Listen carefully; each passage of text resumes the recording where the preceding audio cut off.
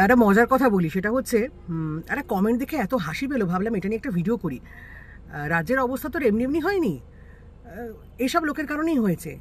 সেটা হচ্ছে এই যে আনহাইজেনিক খাবার দাবার নিয়ে যে ভিডিওগুলো বানাচ্ছি, ভিডিওগুলো যেগুলো রয়েছে সেগুলো নিজে দেখাচ্ছি।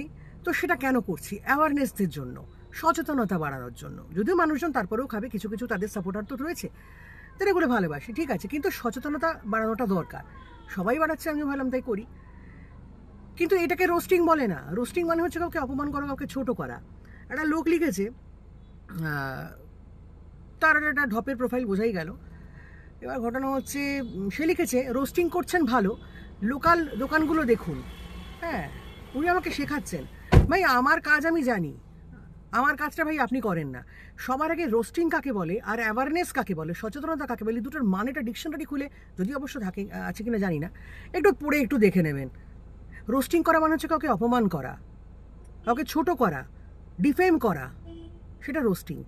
আর অ্যাওয়ারনেস মানে, এখানে কোনো মানুষের মুখ আলাদা করে দেখাচ্ছি না। অ্যাওয়ারনেস মানে হচ্ছে মানুষকে সচেতন করা যায় কী খেলে কী হতে পারে। জন্মদিনের কেক খেয়ে যে বাচ্চাটা মারা গেছে, সেটাকে রোস্টিং বলে না। সেটাও তো, সেই ভিডিও তো দেখেননি। একটা ভিডিও দেখে নাচতে আরম্ভ করলেন। ভাই, নাচা বন্ধ করে ভিডিওগুলো একটু দেখুন আর একটু পড়াশুনো করুন। রাজ্যের অবস্থা আপনাদের কারণেই খারাপ হয়েছে।